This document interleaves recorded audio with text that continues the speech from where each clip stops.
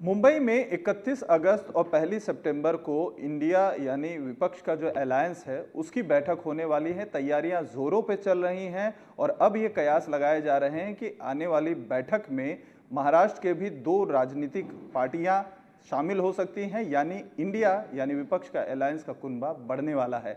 इस बारे में हमारे साथ शिवसेना उद्धव बाला साहब ठाकरे से सांसद और प्रवक्ता अरविंद सावंत जी हैं। सर, आपका कुनबा अभी तक कहा जा रहा था कि केवल 26 पार्टियों का है, लेकिन अब इस बार की जो है माना जा रहा है कि अब कई पार्टियां आप लोगों के संपर्क में हैं और वो भी आपके अलायंस के साथ आ सकती हैं, जिसमें महाराष्ट्र की दो राजनीतिक लोकल पार्टियां भी शामिल हैं। क्या कहेंगे सर, ताकत बढ़ रही है? देखो भाई, आंकड़ा महत्वपूर्ण नहीं है। हमने जब इंडिया करके कुछ 25-26 लोग मिले तो एनडीए के लोगों ने जिंदगी में याद आई अपनी एनडीए। वो याद आने के बाद मीटिंग ले ली, फिर बोले हमारे पास 38 है। तो 38 कितने लोग थे उसमें, जिनका एक भी सांसद नहीं, जिनका एक भी विधायक नहीं। वो याद आए क्या? अभी याद आई। अब हमारा जो 26 या 22, 34, 38 जो भी आंकड़ा होगा आगे चलकर भी, वो आंकड़े से महत्वपूर्ण नहीं। आंकड़े जो तत्व रखा है वो तत्व से महत्व है। तत्व क्या है, किस लिए लड़ रहे हैं हम लोग? कि इस देश में संविधान की रक्षा करनी है, इस देश में जनतंत्र की रक्षा करनी है। इस देश में जिस ढंग से सरकार गलत इस्तेमाल कर रही है संस्थाओं का, सरकारी संस्थाओं का, इनकम टैक्स हो, ईडी हो, इनका सबका गलत इस्तेमाल, इलेक्शन कमीशन तो उसमें सबसे माहिर है। ये सभी का जो गलत इस्तेमाल हो रहा है, संवैधानिक कार्य नहीं कर रहे हो, संवैधानिक कर्तव्य नहीं बजा रहे हो, वो इनके गुलाम करके काम कर रहे हैं। इसके खिलाफ खड़ा रहना है।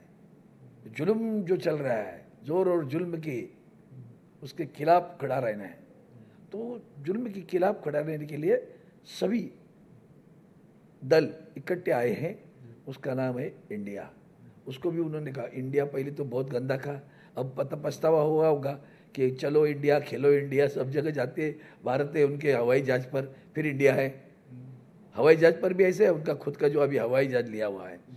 तो कहने का मतलब ये है कि इसके जो तत्व है वो ज़्यादा महत्वपूर्ण है, और उसी को लेकर ज़्यादा जो महत्वपूर्ण है उसको लेकर हम लोग यहाँ इकट्ठे हुए हैं और चाहते हैं कि देश की जनता का हित, देश की संविधान की रक्षा, देश की जनतंत्र की रक्षा करे, और इसलिए हम लोग इकट्ठे आए हुए हैं। सर, विपक्षी एकता की जब बात होती है, तीसरी जो बैठक है इंडियन अलायंस की वो होने जा रही है और ये एक्सपेक्ट किया जा रहा है कि जो लोगो आपका होगा अलायंस का वो भी जारी हो सकता है, कॉमन मिनिमम प्रोग्राम पर भी जो है निर्णय हो सकता है। लेकिन अब नीतीश कुमार को कन्वेनर बनाया जा सकता है, संयोजक बनाया जा सकता है, जिसकी मांग को लेकर उनकी तरफ से मत भी रखा गया था। बेंगलुरु में इस बात को लेकर उन्होंने अपने तरीके से नाराजगी भी जताई थी।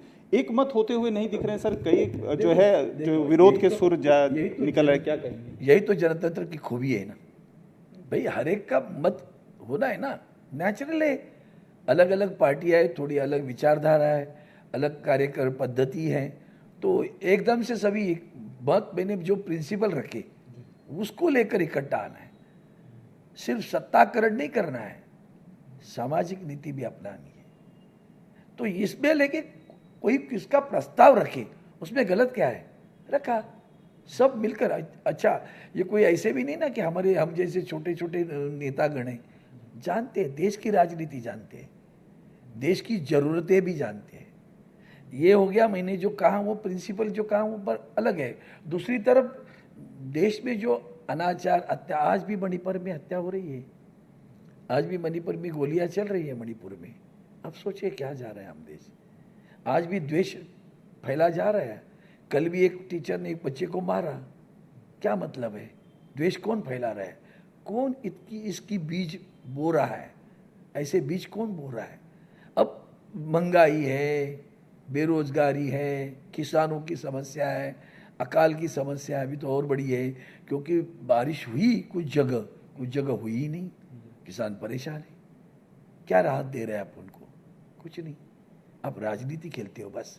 आपका हर इवेंट राजनीति का इवेंट होता है, सत्ताकरण का इवेंट होता है, समाजकरण का नहीं होता।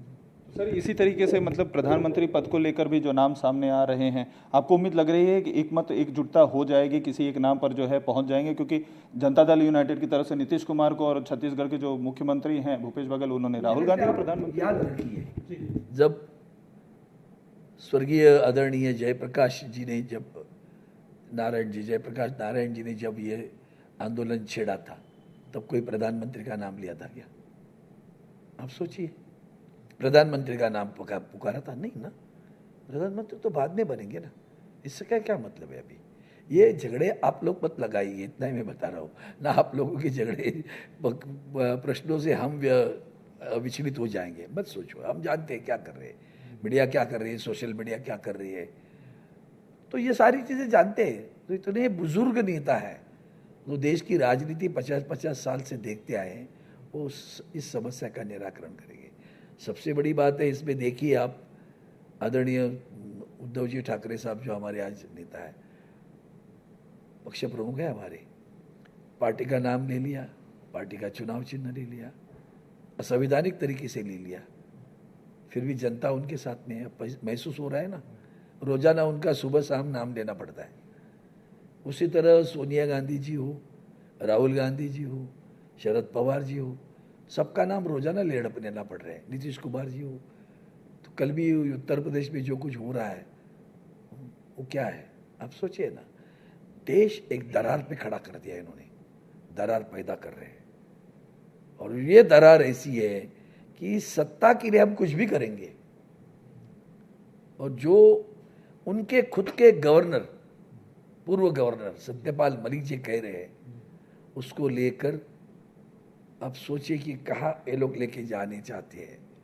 तो बस उसके लिए सावधानी बरतनी है, संयम रखना है, इनके विभंजनकारी विचारों को वहीं के वहीं ठुकराना है। तो ये सारा काम करना पड़ेगा। सर महाराष्ट्र में प्याज के लेकर एक बार फिर से मामला गर्मा गया है।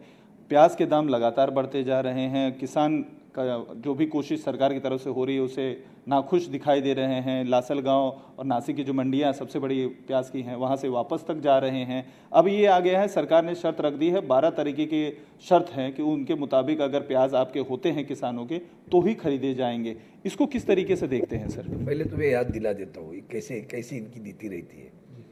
हम गठबंधन में थे, युति थी हमारी। आदरणीय उद्धव जी कह रहे थे किसानों को कर्जा मुक्त करो, माफ करो नहीं। शब्दों को भी ध्यान में रखना। देवेंद्र फडणवीस जी मुख्यमंत्री थे, फिर भी नहीं करी। आखिर उन्होंने कहा मैं रास्ते पे आ जाऊंगा, आंदोलन करूंगा। आदरणीय उद्धव जी साहब ने नेतृत्व में आंदोलन जब शुरू हुआ, तब जाके कर्ज मुक्ति नहीं की, माफी की, फिर भी 1.5 लाख तक की।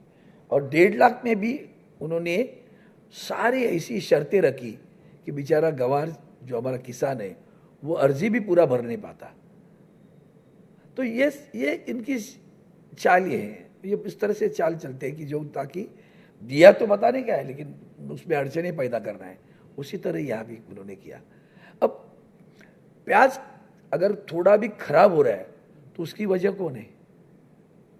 आप जितना देरी करोगे, जितनी देरी करोगे उतना प्याज खराब होगा।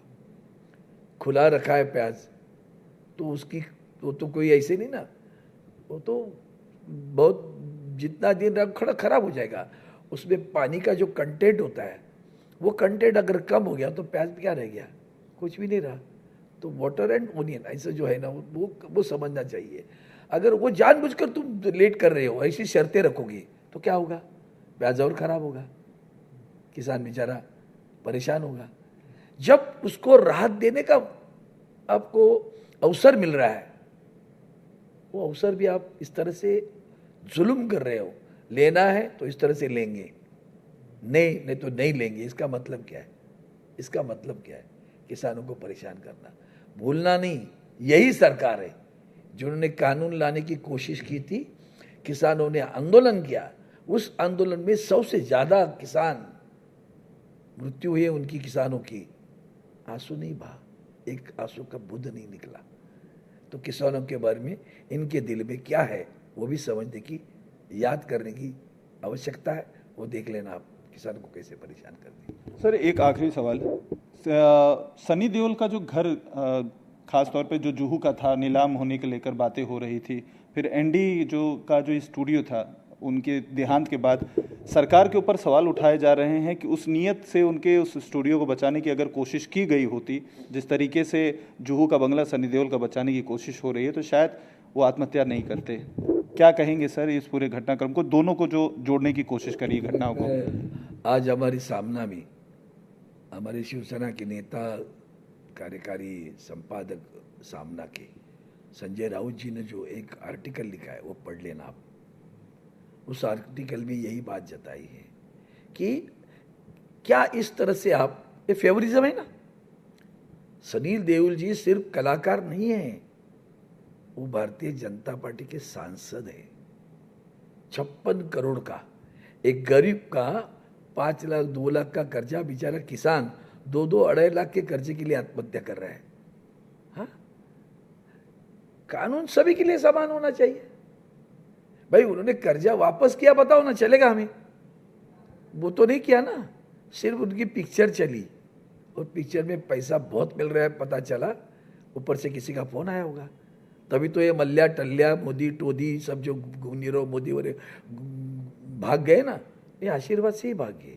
ये मत सोचो कि वो भागे हैं, इनके आशीर्वाद से ही बोला है देश छोड़ो नहीं तो अंदर जाओगे, तभी तो देश छोड़ा है ना। तो ये गरीबों के लिए सरकार कैसे काम करती है उसका ये उदाहरण है। उसी तरह नितिन देसाई की बात थी, ठीक है उसका कर्जा था, हम मानते, उसके लिए क्यों नहीं बैंक चुप कर बैठी? उसके लिए क्यों नहीं सरकार आगे आई? उसके लिए किसी का फोन क्यों नहीं गया, भैया एडलवाइज मत करो, हम कुछ करते हैं, राहत देने की कोशिश करते हैं, नहीं करोगे। लाखों करोड़ों का कर्जा आपने माफ कर दिया है एक एक बड़े बड़े उद्योगों का। अब कल वापस एक अदानी साहब की बात आई है, गुजरात में उन्होंने सरकार के पास से 3,900 से ज़्यादा करोड़ रुपए ले लिए, जबकि 9,000 देने थे तो 13,000 दे दिए, 13-14,000 करोड़ दे दिए। वो गुजरात की सरकार वापस पैसा मांग रही है, उसके ऊपर ज़्यादा बवाल नहीं होगा, चर्चा भी नहीं होगी, कल तक खत्म हो जाएगी चर्चा। वो उसके लिए कौन क्या करेगा? गरीबों के घर पे जाती है बैंक, वो रिकवरी करने वाले एजेंट उन्होंने हायर कर दिए है, वो रिकवरी करने वाले एजेंट जाते हैं गरीबों के घर पे, बर्तन बाहर फेंकते हैं, उनको गार निकलते हैं, पुलिस की इस्तेमाल किया जाता है, पुलिस की पावर इस्तेमाल की जाती है, मुख्यमंत्री का भी फोन जाता है इसी चीज़ों में, तो उप मुख्यमंत्री का फोन जाता है। देखते हैं किसके साथ है, उसके ऊपर कार्रवाई निर्भर करती है। यही तो संविधान को ठेस पहुंच रही है। अगर हमारे पास हो तो लॉन्ड्री है, उधर हो तो कार्रवाई है।